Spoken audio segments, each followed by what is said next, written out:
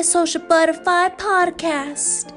We are here to inspire dreams and help you spread your wings to fly. Baby girl, it's okay to be shy. But now it's time to kiss fear goodbye. Welcome to another episode of Antisocial Butterfly Podcast. Today, we are here with a very special guest. My guest today is very inspiring to me. She's an entrepreneur. She has her own business making one-of-a-kind, beautiful, handcrafted hats. Hello, Ari. Thank you so much for being here and having an opportunity for the listeners to get to know you and know about a little bit about your business. Hi, thank you for having me. Your family has a successful business here in Las Vegas, multiple Mexican restaurants throughout the city. You could have taken that easy route, ride the wave of success of your family, but you didn't choose to do that. You chose to carve your own path, your own lane. What inspired you to do that? Well, where do I start? Oh, okay. You're like, do we have time? Yeah, I mean, my family's been doing that. Like my family's restaurant, Bonito Michoacan, they've had it for 23 years now. And yeah, it's crazy. I actually worked there from 15. Well, actually, I did child labor there when I was 10. They would take me and like give me little jobs to do, like cleaning silverware in the kitchen or doing the rolling up the silverware, whatever, like just to keep me busy. But I started actually working there at 16 as a hostess, and then I did other things there. Then I was assistant manager and then manager at the end. The last year I lived here, no, the last 2 years I lived here, I was a manager. So I kind of got the feel of what it would be like, and I was just like, no, it's not for me. And my brother's a chef, so that's his thing. He's running the restaurant now, and he loves it. I've just always been creative in like my own way. So I realized that I just couldn't do it. I couldn't take one more day of being there. And I've always painted. I've always been like making things with my hands. So I figured I would just go that route. And I go there now since I was the manager there for 2 years and worked there for way too many years from I think it was 16 to 24. I go there and I look around. I'm like, no. Because sometimes I think about it. I'm like, what if, this doesn't work out or that doesn't work out? Well, I have the restaurant, but I'm just like, no, it just gives me like motivation to like keep pushing for my own thing so that I can build and do my own thing. You mentioned the name. Thank you for that. So it's Lindo and Bonito Michoacan for anybody in Las Vegas that wants to try amazing Mexican food. Go pull up your Google Maps, type that in, and I'm sure you'll find one nearest you. It's on Decatur and Plain. Yes, you're correct. That is the very first one that my husband and I, Freddie, went to. And I was mentioning to him, because he has the greatest memory, what was the very first time that we came to know of each other? He was your friend and we added each other. He added you, and somehow we were at the restaurant, we checked in, and you saw that we were in there, that we had checked in the restaurant, and you're like, oh, hey, that's actually my family's restaurant. So since then, right, here we are now. How small Vegas is, even though I grew up in Reno, they say that's a small town, but Vegas in a sense is pretty small, would you say? I feel like Vegas, you know somebody that knows somebody, like randomly. You'll be talking to somebody and I'm like, I didn't know you knew that person. Like, yeah, I went to high school with them. It just happens all the time. And now you living in LA, California, like now you're a little bit here in Vegas, a little bit in LA. You uprooted your comfortable place here and not just only chased your own dream, but decided to go to California, which to me too is very inspiring because, a lot of people don't have that courage for whatever reason they give themselves to not do it. But you said, I'm going to take that risk and chance. Yeah, I actually it mostly happened because, well, my dad in Mexico was a doctor. So I was studying here while I was going to work at the restaurant. I was studying biology to go be a doctor. Because my dad was What? like, "Oh, you gotta be a doctor, a dentist, or like, you know, some one of those things, a vet, whatever, anything, just pick one." And I was like, "Well, fine, I'll be a doctor, but I was undocumented, so I was going to like CSN and things like that, and I got all my credits that I needed to go to med school. Oh my Um, gosh, I did not know that of you. yeah, and I was pretty much ready to go. Like I went to the school. By this point, I was 23, almost 24, and I got by that time I already have my papers, like my residency. And I was like, okay, well then I'll go to school now, like an actual college for medicine. And I went to check it out. I loved it. My dad was like, well, if this is what, if it's going to be to be a doctor, we're going to help you out and like put you through school and all these things. But if it was for something else, they had already told me they weren't going to help me, because when I was 18, I was like, I want to go to art school. And my dad was like, art school, like you don't need to go to school for that, like just go draw and paint in your room. you Of know course. Yeah. um so like I felt like I had no choice, so I was studying to be a doctor. And then when I was time to like sign the paperwork and all those things, I just went into this like little hole and closed off, and I was like, what am I doing? Like I would never, like I don't think I can do this, I don't think I want to do this. And I just started thinking about it, and I was like, no way, like what's going on in my head? Why am I going a route that I don't even want to be in, that isn't even me? That's when Wow, I started Ari. to really figure out and think about like what is it that I really want to do. And I'm like, well, I'm always drawing like shoes and clothes, and I'm always making my own like clothes and decorating things that I'm wearing. So why don't I like look into that? And I started Googling, and I found like all these internships in Los Angeles. And I Hmm. told my dad, I was like, you know what? I like sat down with my mom and dad, and I was like, I don't think I can do this. And my dad was like, are you fucking crazy? Like, You're like, ¿qué estás yes. pendeja o qué? ¿Qué vas a hacer con tu vida? And I was like, I want to do fashion. And they were like, fashion? Like, I what just can the see hell your is dad's wrong face right now. with you? Yeah, he was so mad. He was like, why the hell did you go to school all these years then? I was like, I don't know. I can't really tell you. I was just doing what I thought I was supposed to do. So yeah, that's when I decided that I wasn't gonna go to med school and I was gonna move to LA. Literally within 2 months, I packed all my stuff and I went to Los Angeles. And my dad was like, "Pues ahí te ves." He was like, "You go figure it out, and you'll be back soon. Like you're not gonna figure it out. So we'll see you soon." And I was like, "All right." So yeah, that's when I moved to Los Angeles. I was like, fuck it. Let's see what happens.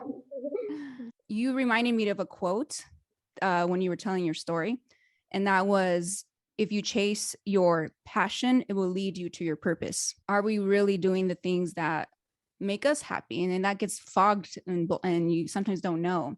But when you know, you know. And when you picked up your bags and said, you know what, I am going right now, I think that's just that inner voice inside was just very strong in you and saying, now is the time. Fast forward time, you go now to this internship, you do that. This is now, you create a business from that.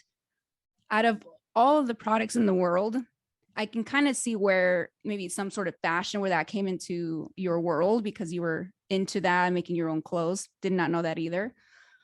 But what landed you specifically to hats? Faith. Well, the first thing I was into was footwear. I decided I wanted to be a footwear designer and work for like a big company or designer. So when I went to intern, that's what I did. I found this lady who was looking for a designer, and I messaged her and I was like, "Well, I'm not a designer, but I want to learn. I'll like clean, I'll do whatever you need around like in order to learn, like an intern."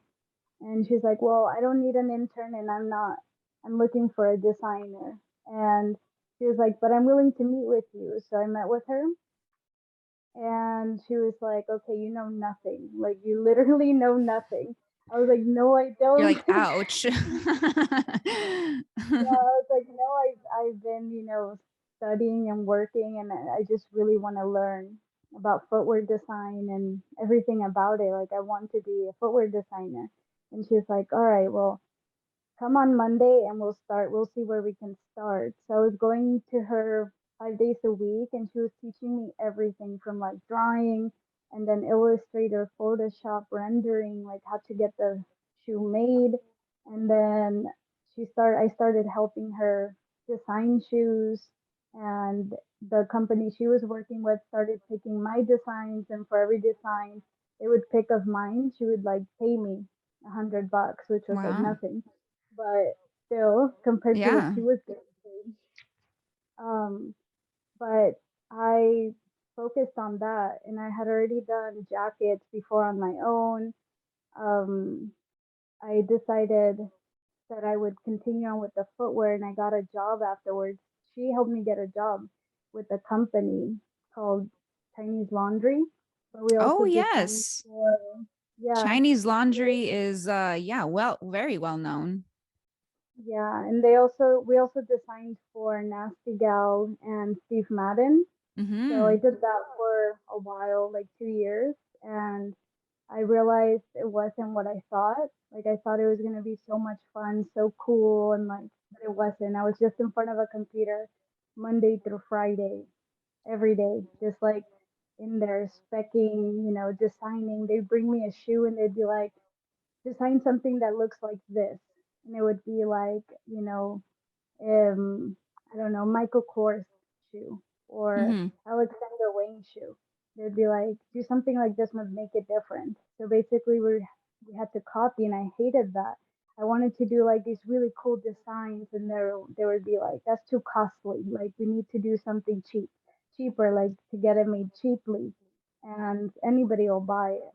So like, I would just design things that I didn't like, but they loved it. I was like, okay, this is not what I thought. I don't want to do this. And I looked for other design jobs, but everything was the same. Every corporation that's fashion, they all do the same thing. So I decided to quit, and I quit that, and I went back to retail, because when I first moved to LA, I was working at a Thai restaurant and in retail at the Beverly Center. I was just trying to figure out what to do then. I was like, now I left med school to do this, and now I don't want to do this either. Like, what's going on with me? Like, why can't I figure out or stick to something? Like, my dad would always be like, just pick something and do that. I'm like, well, I tried, but it didn't work out. So I started to like start all over again, find what my passion is. And every day I'd like walk around downtown LA and just like with a little notebook, and I would just write down like, what am I good at? What do I like? What are my strengths? And finally I walked into a hat store called Millinery Warehouse on Spring Street, and it's like a super old school store from like, I don't know, hat making from the 60s. It's Oh, like all okay. dusty. They have like those crazy weird big hats, and the lady was like, "Oh, nice hat," and I had decorated this hat I had. I like painted it and like did things to it. I was like, "Oh, thank you, I made it." And she was like, "Wow, that's really cool. You should take a hat class." And I was like, well, it wouldn't hurt. Like, why not? Mm-hmm. I do need to be creative and like do something new. So I kind of saw it like, when you go painting and like wine. And I was like, well, maybe I can do something for fun, something creative. I took 3 classes, and I just fell in love with it. I was like obsessed with the first class. I was like in love with it. I needed to know everything about hat making, and I would just make the first one I made. I posted on Instagram, and one Mm-hmm. of my friends was like, "Hey, can you make me one?" I was like, "Yeah, just pay for the material, and I'll You're make like, you're it my for you." first customer. I was like, "Just pay, $30," because I was using like this really cheap materials, and Like I didn't have tools or anything, so they were just paying for the material and anything I needed to like make it. And then I would post that hat, and somebody else would be like, "Hey, I want one. How can I get one?" And I'd message them, and I would be like, "Hey, if you want a hat, just pay me this much, like for the cost, and I'll make it for you." And I just kept doing that, and like all of a sudden I started, and they were all my friends and family. Like all of a sudden I started getting orders or messages from people I've never met. I'm like, oh, this is weird, but yeah, I'll do it. And then it just kind of naturally happened, and it's been going on ever since. For anybody listening who might feel lost and has tried something and it didn't go their way, and they feel like, well, I don't know where to go, and they don't have a purpose, they don't feel like they have a passion. Your story shows that finding your passion is a journey. And if you don't have it at whatever age you have it, it's okay. You got to just try different things and see what feeling inside you get. And if something inside fires up that you're doing it, it's like you finally found it, but don't get discouraged the time that it takes to find it, because it's a journey. If you would have asked yourself at 16 if you would be doing, what you're doing now, maybe you would say, whatever, like, get out of here. Like, no, but look where you are now. And it's just a testament to never give up finding your passion. Yeah, and you have to be patient because you could get easily discouraged. Many times I was like, well, my dad was right. Like, I'll just go back to Vegas and I'll go back to school and I'll become like a dentist, or a vet, something, that's less time, and I would have those moments. Like, I would just sit in my little studio because I had a tiny studio in East Hollywood. And sometimes I would have like $20 left at the end of the month, and I'd be like, but then I'd remember, I'm like, no, my dad said I would be back soon. And I would be like, I'm not going back. I'm going to the 99-cent store with these $20 and I'm going to figure it out.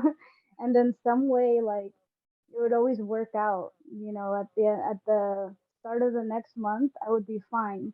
And I started to realize, like, okay, nothing bad is gonna happen if I don't have the money, if I, can't pay the rent, like nothing physically is gonna happen to me that is bad.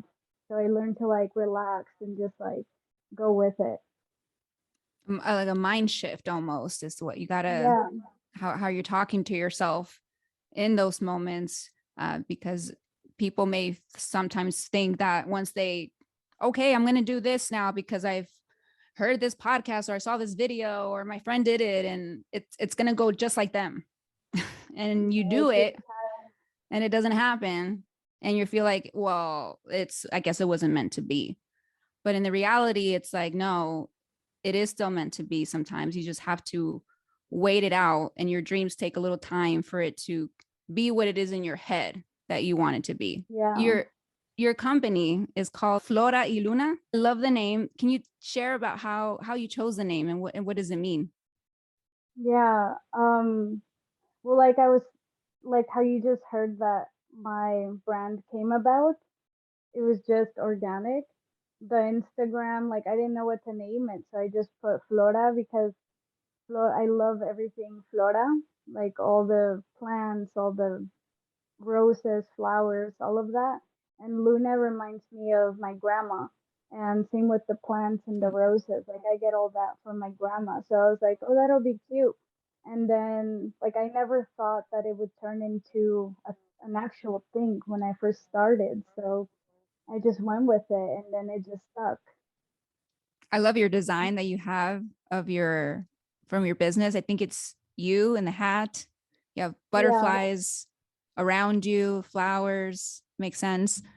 Some of your hats I've noticed, I don't know if all of them have it, just maybe the ones I've come across, but they have a butterfly inside. Is that something like creatively that you do to leave your little signature? And I also want to ask you what a butterfly means to you.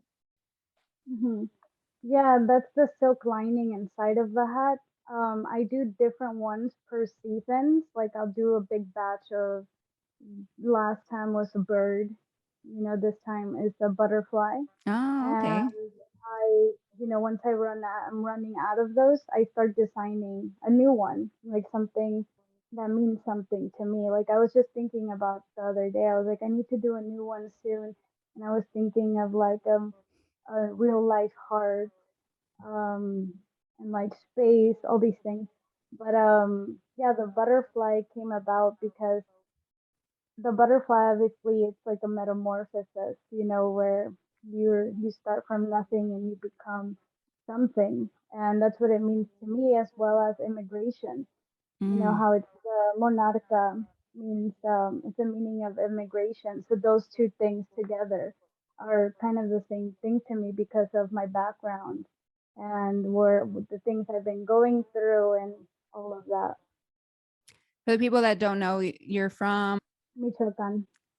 you season it out with changing what's inside. That's like a little, almost like when a painter designs something, they have their little signature, very unique about your brand. I noticed that. I'm like, that's so cool. That's different.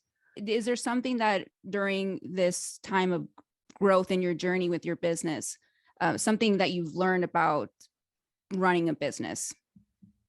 Yeah, you have to be consistent. Consistency would be the most important thing. And that's probably one of the hardest things to do.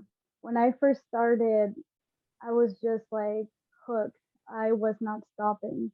I ended up quitting my job 3 months after starting making hats because I didn't have time to make the hats because I would go to work and I needed that time to make hats because I was getting so many orders and I was still learning at the same time. But I was doing it 7 days a week, nonstop. Um, and I was pretty determined and consistent. And it gets hard, but you just have to keep doing it. And that's how you grow and that's how you learn. You make mistakes the whole entire time. I made mistakes like with every hat, but in the end, like I made it work. Like I would almost ruin the hat and somehow it'd come back from like almost ruining it to being like, oh, it looks perfect. Um, but yeah, I would think that's the most important thing I've learned is consistency. But with time, also after 4 years, almost 5 years of doing this, I Mm-hmm. realized that it's also important to take time. Like you can't just go 7 days without having some time off. So after learning that consistency is important, I also learned that you have to have a balance. You have to take time off. You have to take a vacation. You have to step away because sometimes you could blow yourself out, and you can't think when it's something that's creative. You can have like brain farts. Like some days I Mm-hmm. wouldn't be able to make a hat. I would just be sitting there like feeling bad because I couldn't create something. I was having like arts block, or I don't know how they do the writer's block. Yeah, writer's block, Um, creative, just that creative block. Yeah. creative block, yeah. Yeah. And I realized that it was because I wasn't taking time for myself. I was like, still like, I gotta keep going, I gotta keep going. And that's not good because you end up, feeling like you're failing because you can't create when in reality all you need is a break. You need time to yourself. And just like the thing that pushed me to do that was the pandemic. Before that I was like going nonstop like crazy. But the pandemic was like, whoop, Yeah, but like forced wait a minute. everyone. Yeah. Yeah. And I mean, I worked through the whole pandemic, but I slowed down and it kind of forced me to. I was like, holy crap, like I haven't stopped this entire time. And after that, like I started traveling a lot. I started going to Mexico, Spain, like everywhere. And that helps me so much because when I come back or when I'm getting to the end of my trip, I just want to come back and like make a hat. I just like feel it. You take time off and you go back to it with a fresh mind. Pandemic forced everyone to take a breather for maybe the ones that were going like 90 miles per hour, maybe like you. Now that it's slowly somewhat going back to normal, and we have so many distractions till this day being pulled from attention online, news, our family and friends. They're amazing, but sometimes they could be a distraction.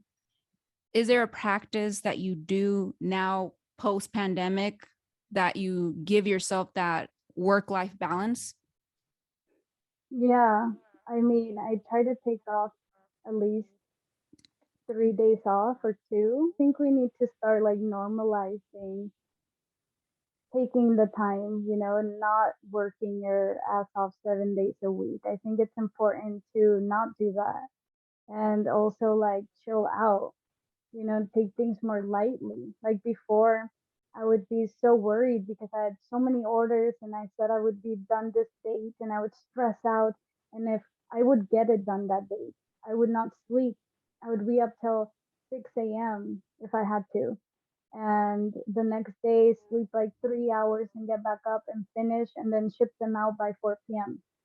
And that was horrible. Like I would tell myself, I'm never doing this again. Like I need to finish sooner. I wouldn't be like, I need to just say, hey, they won't be ready. I would be like, no, I need to work faster. I need to do this better. I can't be up till 7 a.m. And now I'm realizing that it's not that big of a deal. Like I just need to chill out and just send an email. Like, hi, date extended to, I don't know if it's supposed to be done Friday, Tuesday. Give myself the time. It's not that big of a deal. Like just take things more lightly and yeah, don't be so hard on yourself. Giving yourself grace, forgiveness to yourself, even because we hear all about forgiving others, giving others the benefit of the doubt. But for some reason, when it comes to us, it's like that those rules don't apply. But what I love about you is that although it's still a daily thing, I can imagine we're still always striving to be the better versions of ourselves. You have a strong awareness of taking that time because you've done the opposite, and it's like you don't want to go back there no more because you've seen what it does to you and your creativity, and you need to be creative. You need to be, no stress, nothing hindering you from being the creative, awesome self that you are. And you mentioned the giving yourself like, hey, if I need more time, it's just a few days, it's not the end of the world. How generally long, and it may vary from hat to hat, of course, but generally how long does it take you from beginning to end to make a hat? Yeah, like you said, it depends on the hat. If it's a very simple hat that somebody orders, because I don't know why someone wants a simple hat, which is most people, it takes me like 1 day. But One when day, people oh want, my. well, I yeah, did not but expect that. I'm doing a few. Well, I've gone faster. It used to take me a week to make one Oh hat. wow. So that one day that you do now, that same kind of style of hat would take you a week before, but now it takes you one day. Yeah, because I was Wow. learning and like I do everything by hand. So everything is handcrafted. Like people send me now and during the pandemic, people send me their measurements virtually and we have like virtual talks like this too so I can get to know them and they tell me what they want. Um but when it's like they say, "Oh, I want like an embroidery of a sunflower or something like that, or Mm-hmm. a beaded band," that takes me a little longer. It'll take me like 2 days or so to finish that. But ever since the beginning, when they would ask me for an embroidery of a flower, I would be like, okay, I'll let you know when it's ready, and it would take me like a whole week to finish it. And I would sit there for hours and like I would mess it up. I'd have to cut it, take it out, and start over because I'm like, that looks horrible. I can't turn that in looking like that. So I would start all over, do it again. But now it's taking me like 1 to 2 days to finish these. That is impressive. And is it just you running your business right now? Right now it is, yeah. The pandemic, I had help, but after the pandemic, everything changed. I was like, all right, I'm gonna have to start doing this alone again. And it's been working out since I did like make myself calm down a little more. I was like, the time will come when I will need a lot more help and expand more, but that time's not right now. Now we have social media.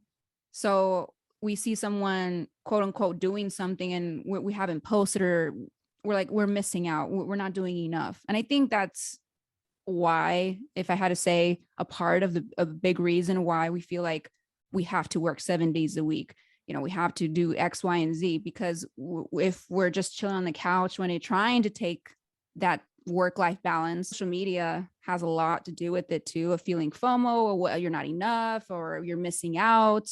And so just being careful of that, especially when you're running and starting off a business, and just being really careful the reason why you go on social media. I stopped caring about like if people are following me. I used to post every day too. I used to be like, I have to post every day, like, and I organized my posts to post every day. But I realized that's not as important, Am I dedicating my time to my passion? And if you are beautiful, and then if you want to post it out and share it to the world, that's beautiful too, but that should not derail you or change the course of your path because of the likes, because of the following, because ultimately, it's almost like money, right? If you're doing something for money, for likes, for following, is that really your passion? I don't care how long it takes. I don't care how much money I make. I don't care how inexperienced I am. This is what I want to do. I'm sure when you started doing your own makeup, you were like, oh shit, how do I do this? And you had to like figure it out. Same with me making a hat. When people would reach out to me, they'd send me a picture of a hat and they would be like, can you do something like this? And in my head, I'd be like, no, I've never done that in my life. But I would be like, yeah, I can. From beginning to end, if there's a process that you can kind of break it down for us, is there a process with making hats that you absolutely love, that you get there and it's almost, I'm so excited to get to this point of the hat making? Or is it just everything from beginning to end that you absolutely adore? I love when the hat's already blocked, which is meaning it already has its form and it's ready to be like decorated. I do love making the actual hat, like blocking it, giving it its form. Like I have the flower one, I do like that because I tap out. Like when I'm blocking the hat, I'm not even there. I'm just, time flies and I just do it.